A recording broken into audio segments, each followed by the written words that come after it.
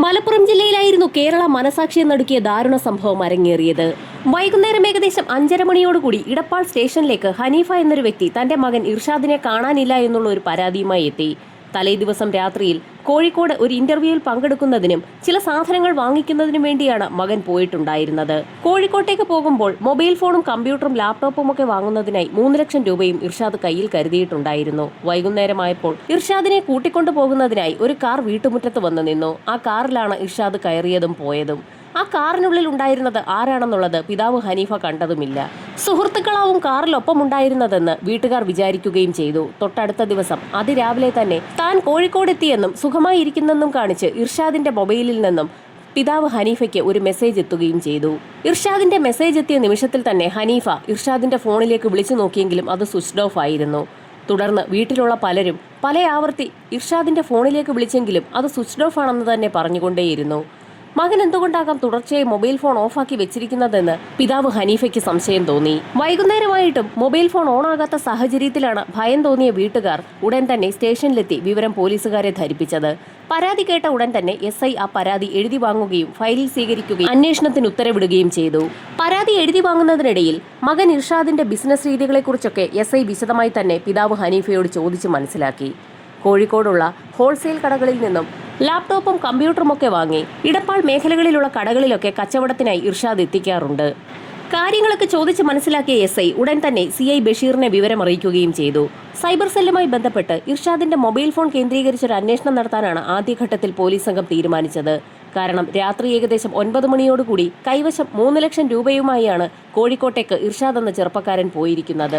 ആ ചെറുപ്പക്കാരനെയാണ് ഇപ്പോൾ ഫോണിൽ വിളിച്ചിട്ട് കിട്ടാത്തതും. സൈബർ സെല്ലിന് നിർദ്ദേശം കിട്ടി ഏതാനും നിമിഷങ്ങൾക്കകം തന്നെ സൈബർ സെല്ലിന്റെ ഭാഗത്തു നിന്നും പോലീസ് സംഘത്തെ തേടി ഒരു ഇൻഫർമേഷൻ എത്തി. ഇടപ്പാൾ മേഖലയിൽ നിന്നും യാത്ര തിരിച്ച് ഏകദേശം 1 മണിക്കൂർ പിന്നിട്ടപ്പോൾ തന്നെ ഇർഷാദ് എന്ന ചെറുപ്പക്കാരന്റെ മൊബൈൽ ഫോൺ സ്വിച്ച്ഡ് ഓഫ് ആയിരിക്കുകയാണ്. മൊബൈൽ ഫോൺ സ്വിച്ച്ഡ് ഓഫ് ആകുന്ന സമയത്തും ഇർഷാദിന്റെ ഫോൺ പന്താവൂർ മേഖലയിൽ തന്നെ ആക്റ്റീവ് ആയിരുന്നു. കോഴിക്കോടേക്ക് പോകുന്നെന്ന് പറഞ്ഞ ചെറുപ്പക്കാരൻ എന്തുകൊണ്ടാകാം പന്താവൂർ മേഖലയിൽ തന്നെ കറങ്ങിത്തിരിഞ്ഞ് നിന്നതെന്ന് പോലീസിന് സംശയം തോന്നി. സൈബർ സെല്ലിന്റെ ഭാഗത്തു നിന്നും മറ്റൊരു ഇൻഫർമേഷൻ കൂടി പോലീസ് സംഘത്തെ തേടിയെത്തി. രാത്രി സ്വിച്ച്ഡ് ഓഫ് ആയ ഇർഷാദിന്റെ മൊബൈൽ ഫോൺ അതിരാവിലെ തന്നെ സ്വിച്ച് ഓൺ ആയിട്ടുണ്ട്. 1-2 സെക്കൻഡുകൾക്കകം തന്നെ ആ മൊബൈൽ ഫോൺ വീണ്ടും സ്വിച്ച്ഡ് ഓഫ് ആയിരിക്കുകയാണ്. രാവിലെ മൊബൈൽ ഫോൺ ഓൺ ആയിരിക്കുന്നത് കോഴിക്കോട് വെച്ച് തന്നെയാണ്.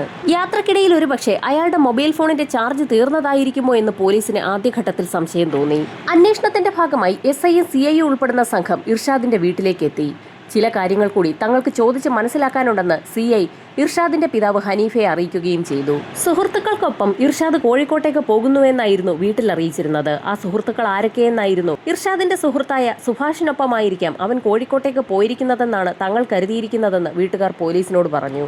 ഇർഷാദിന്റെ സുഹൃത്തായ സുഭാഷ് സമീപത്തുള്ള ക്ഷേത്രത്തിലെ പൂജാരി കൂടിയാണെന്ന് ആ വീട്ടുകാർ പോലീസിന് മൊഴി നൽകി. ഇർഷാദിന്റെ കുടുംബത്തിൽ നിന്നും സുഭാഷിനെ കുറിച്ചുള്ള വിവരങ്ങൾ മനസ്സിലാക്കിയ പോലീസ് സംഘം ഉടൻ തന്നെ സുഭാഷിനെ സ്റ്റേഷനിലേക്ക് വിളിച്ചു വരുത്തുകയും ചില ചോദ്യങ്ങൾ ചോദിക്കുകയും ചെയ്തു. തൊട്ട് തലേ ദിവസം ഇർഷാദിനെ കണ്ടിരുന്നോ എന്നാണ് ആദ്യം തന്നെ പോലീസ് സംഘം സുഭാഷിനോട് ചോദിച്ചത്. തലേ ദിവസം രാത്രിയിൽ ഇർഷാദിനെ കോഴിക്കോട്ടേക്ക് പോകുന്നതിന് വേണ്ടി സുഭാഷും സുഹൃത്ത് എബിനും ചേർന്നായിരുന്നു ഇർഷാദിനെ ബസ് സ്റ്റാൻഡിൽ കൊണ്ടുപോയി വിട്ടതെന്ന് അയാൾ പോലീസിന് മൊഴി നൽകി. ഇർഷാദിനെ ബസ് സ്റ്റാൻഡിൽ കൊണ്ടിറക്കിയതിനു ശേഷം തങ്ങൾ തിരികെ വീട്ടിലേക്ക് പോന്നു എന്നും സുഭാഷ് പോലീസിനോട് പറഞ്ഞു. സുഭാഷിൽ നിന്നും എബിൻ എന്ന സുഹൃത്തിനെ കുറിച്ച് മനസ്സിലാക്കിയ പോലീസ് സംഘം എബിനെയും സ്റ്റേഷനിലേക്ക് ഉടൻ തന്നെ വിളിച്ചു വരുത്തി. പോലീസ് സംഘം എബിനെ ചോദ്യം ചെയ്തപ്പോൾ നേരത്തെ സുഭാഷ് പറഞ്ഞ അതേ മറുപടികൾ തന്നെയാണ് എബിനും പറഞ്ഞത്. കോഴിക്കോട്ടേക്ക് പോകുന്നതിന് വേണ്ടി ബസ് സ്റ്റാൻഡിൽ തന്നെ ഒന്ന് ഇറക്കണമെന്ന് സുഭാഷിനോട് ആവശ്യപ്പെട്ടതിനെ തുടർന്നായിരുന്നു സുഭാഷും സുഹൃത്ത് എബിനും ചേർന്ന് ഇർഷാദിനെ ബസ് സ്റ്റാൻഡ് വരെ ആക്കിക്കൊടുത്തതെന്ന് അവർ പോലീസിന് മൊഴി നൽകി. ഇർഷാദിനെ കാണാനില്ല എന്നറിഞ്ഞ നിമിഷം മുതൽ സുഭാഷും എബിനും പൊതുവായുള്ള സുഹൃത്തുക്കൾക്കിടയിലൊക്കെ ഒരു അന്വേഷണം നടത്തിയെന്നും പോലീസിന് മൊഴി നൽകി. പൊതുവായുള്ള സുഹൃത്തുക്കളോടൊക്കെ ഇർഷാദിനെ കുറിച്ചുള്ള വിവരങ്ങൾ സുഭാഷും എബിനും തിരക്കിയെന്നറിഞ്ഞ പോലീസ് സംഘം ആ സുഹൃത്തുക്കളുടെയൊക്കെ നമ്പർ വാങ്ങുകയും ആ നിമിഷത്തിൽ തന്നെ അവരെയൊക്കെ വിളിച്ച് കാര്യങ്ങൾ തിരക്കുകയും ചെയ്തു. എന്നാൽ സുഹൃത്തുക്കളെയൊക്കെ കേന്ദ്രീകരിച്ച് അന്വേഷണം നടത്തിയെങ്കിലും ഇർഷാദിനെ കുറിച്ച് യാതൊരു വിവരവും പോലീസിന് ലഭിച്ചില്ല. ഇതിനിടയിൽ ഒരു സംഘം പോലീസുകാർ ഇർഷാദിനെ തിരക്കി കോഴിക്കോടും എത്തിയിരുന്നു. ഇർഷാദ് സാധനങ്ങൾ വാങ്ങാറുള്ള കടകളിലെത്തി അന്വേഷണം നടത്തിയെങ്കിലും ആ കടകളിലൊന്നും ഇർഷാദ് എത്തിയിട്ടില്ല എന്നുള്ള വിവരമാണ് പോലീസിന് ലഭിച്ചത്.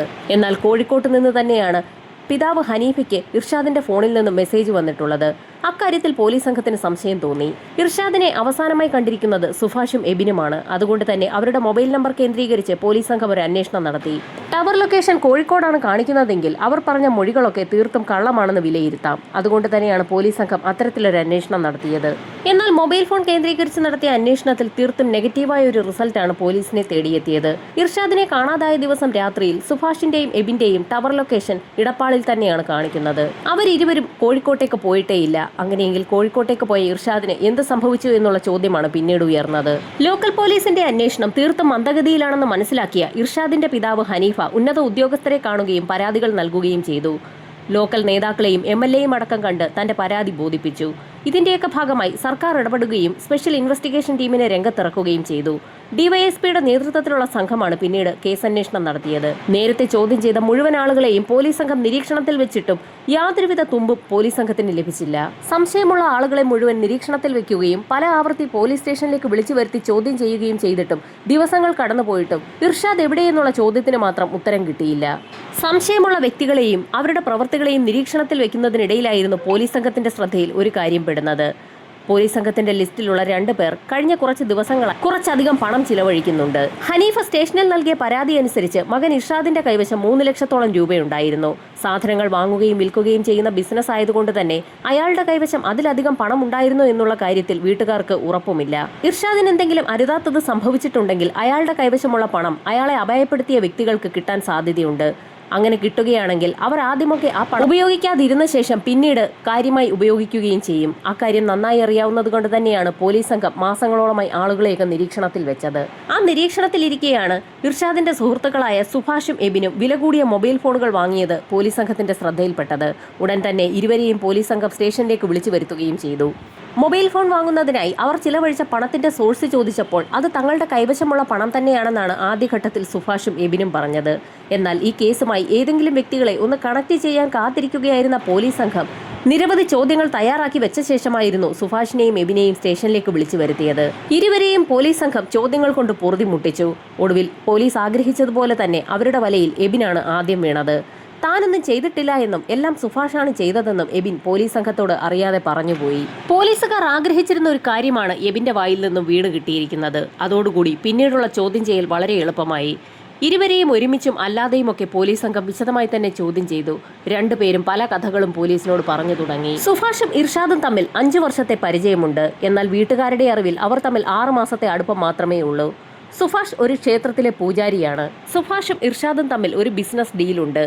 മറ്റൊരു ക്ഷേത്രത്തിലെ പഞ്ചലോഹ വിഗ്രഹം തന്റെ കൈവശമുണ്ടെന്നും 5 ലക്ഷം രൂപ നൽകുകയാണെങ്കിൽ ആ വിഗ്രഹം ഇർഷാദിന് നൽകാമെന്നും സുഭാഷ് പറഞ്ഞിരുന്നു. പഞ്ചലോഹ വിഗ്രഹത്തിന് മാർക്കറ്റിൽ നല്ല വില കിട്ടുന്നതുകൊണ്ട് തന്നെ അത് വാങ്ങാൻ ഇർഷാദ് തീരുമാനിച്ചു.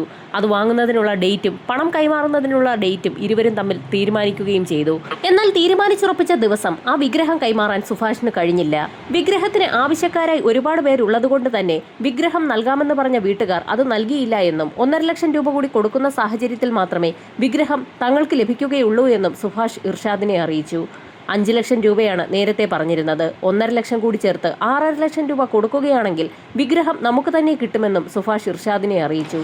അങ്ങനെ സുഭാഷ് പറഞ്ഞതനുസരിച്ചായിരുന്നു പണവുമായി കോഴിക്കോട്ടേക്കെന്ന് പറഞ്ഞ് ഇർഷാദ് അന്ന് വൈകുന്നേരം വീട്ടിൽ നിന്നും കാറിൽ സുഭാഷിനും എബിനുമൊപ്പം അവിടെ നിന്ന് തിരിച്ചത്. കുറെ കാലം ഒരു ക്ഷേത്രവുമായി ബന്ധിപ്പിച്ച് ഉപയോഗിച്ചുകൊണ്ടിരുന്ന വിഗ്രഹമാണ് ഇപ്പോൾ വിൽക്കാൻ പോകുന്നത്. അതുകൊണ്ട് തന്നെ ചില പൂജകൾ ചെയ്യാനുണ്ടെന്നും മനസ്സർപ്പിച്ച് തന്നെ ആ പൂജകൾ ചെയ്യണമെന്നും സുഭാഷ് ഇർഷാദിനോട് പറയുകയും ചെയ്തു. ആ സംഘം നേരെ അവിടെയുള്ള ടൗണിലേക്കാണ് എത്തിയത്. ടൗണിൽ നിന്നും പൂജയ്ക്ക് ആവശ്യമുള്ള ചില സാധനങ്ങൾ വാങ്ങണമെന്ന് പറഞ്ഞുകൊണ്ടായിരുന്നു സുഭാഷ് ടൗണിൽ കാർ നിർത്തിയത്. അറിയപ്പെടുന്ന ഒരു ക്ഷേത്രത്തിലെ പൂജാരി കൂടിയാണ് സുഭാഷ്. അതുകൊണ്ട് തന്നെ അയാളെ ഇർഷാദിന് നല്ല വിശ്വാസവുമാണ്. സുഭാഷ് പറയുന്ന ഏത് പൂജയും മന്ത്രവും താൻ ചെയ്യാൻ തയ്യാറാണെന്ന് ഇർഷാദ് അറിയിക്കുകയും ചെയ്തു. ഏതാനും നിമിഷങ്ങൾക്കകം തന്നെ ടൗണിൽ ഒരു കടയിലേക്ക് പോയ എബിൻ കുറേയധികം പൂജാ സാധനങ്ങളുമായി ആ കാറിലേക്ക് തന്നെ മടങ്ങിയെത്തുകയും ചെയ്തു. മൂവർ സംഘം എത്തിയത് സുഭാഷിന്റെ വാടക വീട്ടിലേക്കാണ്. അവിടെ വെച്ചാണ് പൂജയെന്നായിരുന്നു സുഭാഷ് നേരത്തെ തന്നെ ഇർഷാദിനോട് പറഞ്ഞിരുന്നത്. മൂവർ സംഘം വീടിനുള്ളിലേക്ക് കയറി ഏതാനും നിമിഷങ്ങൾക്കകം തന്നെ പൂജയ്ക്കാവശ്യമായ ചില കാര്യങ്ങളൊക്കെ സുഭാഷ് ആ വീടിനുള്ളിൽ ഒരുക്കുകയും ചെയ്തു. അതിനുശേഷം അവിടെയുള്ള ഒരു കസേരയിലേക്ക് ഇർഷാദിനോട് കണ്ണടച്ച് പ്രാർത്ഥിച്ചുകൊണ്ട് ഇരിക്കാനും ആവശ്യപ്പെട്ടു. ഇർഷാദ് കണ്ണടച്ച് അല്പസമയം കഴിഞ്ഞപ്പോൾ തന്നെ സുഭാഷും എബിനും ചേർന്ന് ക്ലോറോഫോം ഒരു പഞ്ഞിയിലേക്ക് നനച്ച് ഇർഷാദിന്റെ മൂക്കിലേക്ക് വയ്ക്കുകയും ചെയ്തു. ഇർഷാദിനെ മയക്കി കിടത്തിയ ശേഷം അവസാനിപ്പിക്കുക എന്നുള്ള ലക്ഷ്യമായിരുന്നു സുഭാഷിനും എബിനും ഉണ്ടായിരുന്നത്. ക്ലോറോഫോം മൂക്കിലേക്ക് വെച്ചെങ്കിൽ പോലും അവർ പ്രതീക്ഷിച്ച പോലെ ഇർഷാദ് ബോധം കിട്ടില്ല. ഇർഷാദ് ബോധം കെടാതെ ഒരു സാഹചര്യം ഉണ്ടായാൽ പിന്നീട് എന്ത് ചെയ്യണമെന്ന് സുഭാഷിന് നേരത്തെ തന്നെ അറിയാമായിരുന്നു. അയാൾ കയ്യിൽ കരുതിയിരുന്ന വടി ഉപയോഗിച്ച് ഇർഷാദിന്റെ തലയിലേക്ക് ആഞ്ഞടിച്ചു. എന്നാൽ തറയിലേക്ക് തെറിച്ചു വീണ ഇർഷാദ് അപ്പോഴും ബോധം കെട്ടില്ല. അയാൾ ഞരങ്ങുക മാത്രമാണ് ചെയ്തത്. അടിയേൽക്കുന്നതോടുകൂടി ഇർഷാദ് മരണപ്പെടുമെന്നായിരുന്നു സുഭാഷും എബിനും കരുതിയിരുന്നത്. എന്നാൽ അവരുടെ പ്രതീക്ഷ തെറ്റിയ സാഹചര്യത്തിൽ അവർ കൈവശം കരുതിയിരുന്ന കയർ ഉപയോഗിച്ച് ഇരുവരും ചേർന്ന് ഇർഷാദിന്റെ കഴുത്തിലേക്ക് കുരുക്കിടുകയും മുറുക്കുകയും ചെയ്തു. കയറ് കഴുത്തിൽ മുറുകിയതും ഏതാനും നിമിഷങ്ങൾക്കകം തന്നെ ഇർഷാദ് നിശ്ചലനായി. ഇർഷാദിന്റെ മരണം ഉറപ്പാക്കിയ സുഭാഷും എബിനും ചേർന്ന് അവർ നേരത്തെ കയ്യിൽ കരുതിയിട്ടുണ്ടായിരുന്ന പ്ലാസ്റ്റിക് ചാക്കിലേക്ക് ഇർഷാദിന്റെ മൃതദേഹം തള്ളിക്കയറ്റുകയും ചെയ്തു. ശേഷം ആ പ്ലാസ്റ്റിക് ചാക്കോടുകൂടി മൃതദേഹം അവർ വന്ന വാഹനത്തിനുള്ളിലേക്ക് കയറ്റുകയും ഇരുവരും ചേർന്ന് അവിടെ നിന്നും നടുവട്ടം എന്നൊരു സ്ഥലത്തേക്ക് പോവുകയും ചെയ്തു. അവിടെ ഒരു പൊട്ടക്കിണറ്റിൽ ഇർഷാദിന്റെ മൃതദേഹമടങ്ങിയ പ്ലാസ്റ്റിക് ചാക്ക് തള്ളാനായിരുന്നു ഇരുവരുടെയും ലക്ഷ്യം. പ്രദേശവാസികളൊക്കെ വേസ്റ്റ് കൊണ്ട് തള്ളുന്ന ഒരു പൊട്ടക്കിണറാണ് അവിടെയുള്ളത്. അതുകൊണ്ട് തന്നെ ആ ചാക്ക് കെട്ടും ഇരുവരും ചേർന്ന് രാത്രിയുടെ മറവിൽ ആ പൊട്ടക്കിണറ്റിലേക്ക് തള്ളിയിട്ടു. ആ പൊട്ടക്കിണറിനെ കുറിച്ച് യഥാർത്ഥത്തിൽ സുഭാഷിനോട് നേരത്തെ പറഞ്ഞിട്ടുണ്ടായിരുന്നത് ഇർഷാദ് തന്നെയായിരുന്നു. ഒരിക്കൽ അപ്രതീക്ഷിതമായി ആ സ്ഥലത്തുകൂടി വാഹനത്തിൽ കടന്നു പോകുന്നതിനിടയിൽ ഇർഷാദ് തന്നെയായിരുന്നു സുഭാഷിനോട് അവിടെ ഒരു പൊട്ടക്കിണറുണ്ടെന്നും അവിടെയാണ് എല്ലാ ആളുകളും വേസ്റ്റ് കൊണ്ട് തള്ളുന്നതെന്നും പറഞ്ഞത്. ഇപ്പോൾ അതേ പൊട്ടക്കിണറ്റിലേക്ക് തന്നെയാണ് ഇർഷാദിന്റെ ശവശരീരം സുഭാഷും എബിനും കൂടി കൊണ്ട് തള്ളിയിരിക്കുന്നത്. ഇതിനിടയിൽ ഇർഷാദിന്റെ mobile phone Subhash switch off ചെയ്യുകയും ചെയ്തു. ഇർഷാദിന്റെ മൃതദേഹം പൊട്ടക്കിണറ്റിൽ കൊണ്ടുപോയി തള്ളിയതിനു ശേഷം സുഭാഷും എബിനും തിരികെ ആ വാടക വീട്ടിലേക്ക് തന്നെ എത്തി. വാടക വീട്ടിലേക്ക് എത്തിയതിനു ശേഷം സുഭാഷ് എബിനൊരു നിർദ്ദേശം നൽകി. ഇർഷാദിന്റെ മൊബൈൽ ഫോണുമായി എബിൻ കോഴിക്കോട്ടേക്ക് എത്തണം. കോഴിക്കോട് എത്തിയതിനു ശേഷം മൊബൈൽ ഫോൺ സ്വിച്ച് ഓൺ ആക്കുകയും അതിൽ നിന്നും ഇർഷാദ് അയക്കുന്ന രീതിയിൽ പിതാവ് ഹനീഫയ്ക്ക് താൻ സുഖമായി കോഴിക്കോട്ടേക്ക് എത്തി എന്നൊരു മെസ്സേജ് അയക്കുകയും ചെയ്യണം. അതിനുശേഷം ആ മൊബൈൽ ഫോൺ സ്വിച്ച് ഓഫ് ആക്കി കോഴിക്കോട് കടലിലേക്ക് വലിച്ചെറിയണം. സുഭാഷ് പറഞ്ഞ ഉടൻ തന്നെ എബിൻ അവിടെ നിന്നും കോഴിക്കോട്ടേക്ക് പുറപ്പെട്ടു. ഈ സമയത്ത് എബിന്റെ മൊബൈൽ ഫോൺ സുഭാഷിന്റെ കൈവശം ഏൽപ്പിച്ചതിന് ശേഷമായിരുന്നു അയാൾ അവിടെ നിന്നും പോയത്. ഏതെങ്കിലും കാരണവശാൽ ഇർഷാദിന്റെ സുഹൃത്തുക്കൾ എന്ന നിലയിൽ സുഭാഷിന്റെയും എബിന്റെയും മൊബൈൽ ടവർ ലൊക്കേഷനുകൾ കേന്ദ്രീകരിച്ച് പോലീസ് സംഘം അന്വേഷണം നടത്തുകയാണെങ്കിൽ അവരുടെ മൊബൈൽ ഫോണുകൾ ഇടപ്പാളിൽ തന്നെ ഉണ്ടാകാൻ വേണ്ടിയായിരുന്നു സുഭാഷ് അങ്ങനെ ഒരു ബുദ്ധി പ്രയോഗിച്ചത്. സുഭാഷിന്റെ പ്ലാനിന്റെ അടിസ്ഥാനത്തിൽ കോഴിക്കോട്ടേക്ക് എത്തിയ എബിൻ രാവിലെ ഏകദേശം 7 മണിയോടുകൂടി ഇർഷാദിന്റെ മൊബൈൽ ഫോൺ സ്വിച്ച് ഓൺ ആക്കുകയും അയാളുടെ പിതാവ് ഹനീഫയ്ക്ക് ഒരു മെസ്സേജ് അയക്കുകയും ചെയ്തു. ഉടൻ തന്നെ ഫോൺ സ്വിച്ച് ഓഫ് ചെയ്ത ശേഷം കടൽ തീരത്തേക്ക് പോവുകയും കടലിലേക്ക് സ്വിച്ച് ഓഫ് ആക്കിയ ഇർഷാദിന്റെ മൊബൈൽ ഫോൺ വലിച്ചെറിയുകയും ചെയ്തു. അതിനുശേഷം എബിൻ തിരികെ എടപ്പാളിലേക്ക് തന്നെ മടങ്ങി. എബിൻ തിരികെ മലപ്പുറത്തേക്ക് വരുന്നതിന് മുന്നോടിയായി തന്നെ ഇർഷാദിനെ വിളിച്ചിട്ട് ഫോൺ എടുക്കുന്നില്ല എന്ന് പറഞ്ഞുകൊണ്ട് അയാളുടെ പിതാവ് ഹനീഫ സുഭാഷിനെയും വിളിച്ചിരുന്നു. പിന്നീട് എബിൻ നാട്ടിലെത്തിയ ശേഷം സുഭാഷും എബിനും കൂടി ഇർഷാദിന്റെ വീട്ടിലെത്തുകയും ഹനീഫയുടെ മുൻപിൽ വെച്ച് തന്നെ അവരുടെ ചില സുഹൃത്തുക്കളെയൊക്കെ വിളിച്ചു നോക്കുകയും ഇർഷാദിനെ തിരക്കുകയും ചെയ്തു. സകല ആളുകളെയും വിളിച്ചു നോക്കിയിട്ടും ഇർഷാദിനെ കുറിച്ച് ഒരു വിവരവുമില്ല എന്ന് സുഭാഷും എബിനും ചേർന്ന് മകനെ അന്വേഷിച്ച് വിഷമിച്ചിരിക്കുന്ന ഹനീഫ എന്ന പിതാവിനോട് പറയുകയും ചെയ്തു.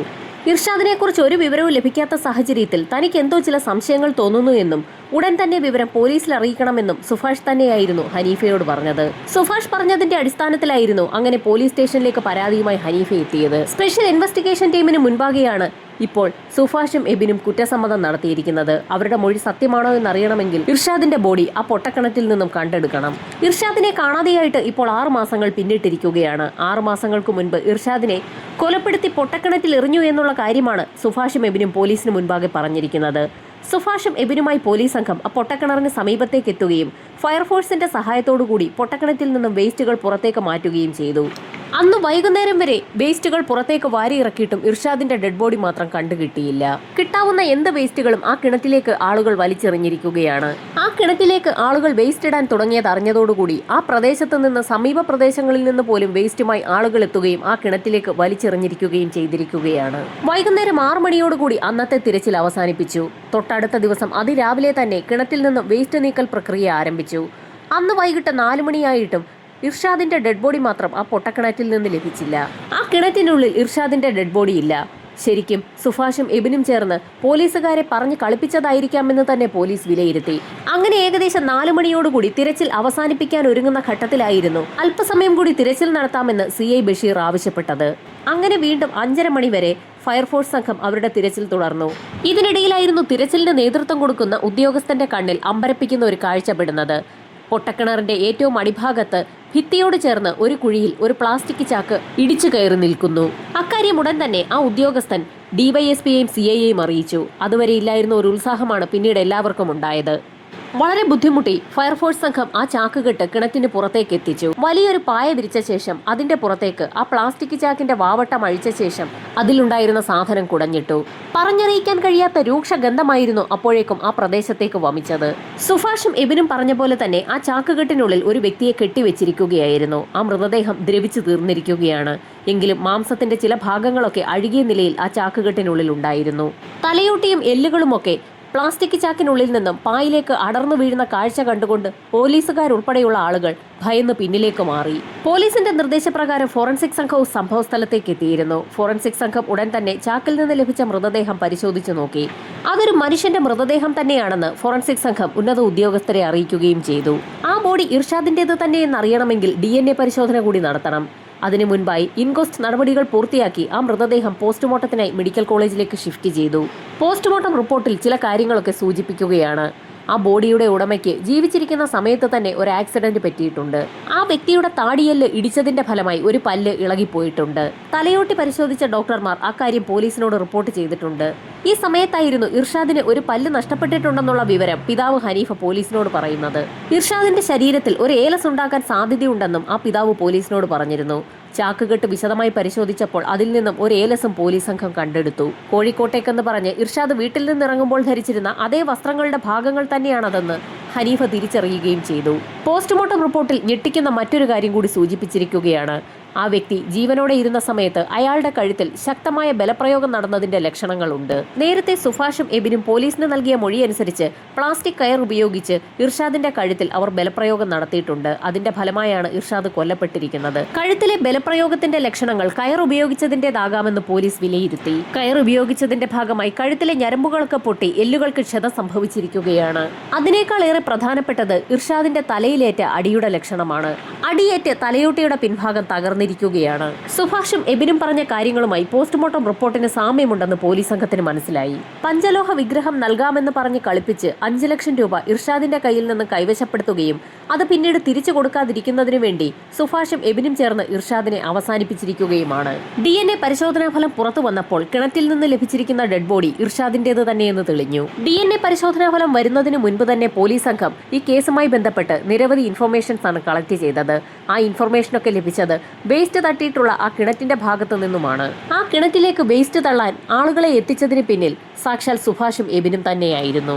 ഏതെങ്കിലും വ്യക്തികൾക്ക് വേസ്റ്റ് കൊണ്ടുകളയാൻ സ്ഥലമില്ലാതെ ഇരിക്കുന്ന സാഹചര്യം ഉണ്ടെന്ന് മനസ്സിലാക്കിയാൽ ഉടൻ തന്നെ ആ വ്യക്തികളെ സുഭാഷും എബിനും നടുവട്ടത്തുള്ള ആ കിണറ്റിന് സമീപത്തേക്ക് പറഞ്ഞുവിടും. പൂജയും മന്ത്രവും മറ്റ് സോഷ്യൽ ആക്ടിവിറ്റീസുമായി ബന്ധപ്പെട്ട് സുഭാഷിനെ ആ പ്രദേശവാസികൾക്കൊക്കെ അറിയാം. അതുകൊണ്ട് തന്നെ ഏതെങ്കിലും വീട്ടിൽ വേസ്റ്റ് ഉണ്ടെന്നറിഞ്ഞാൽ ആ വ്യക്തികളെ ആ കിണറിന് സമീപത്തേക്ക് സുഭാഷ് പറഞ്ഞുവിടുകയും ചെയ്യും.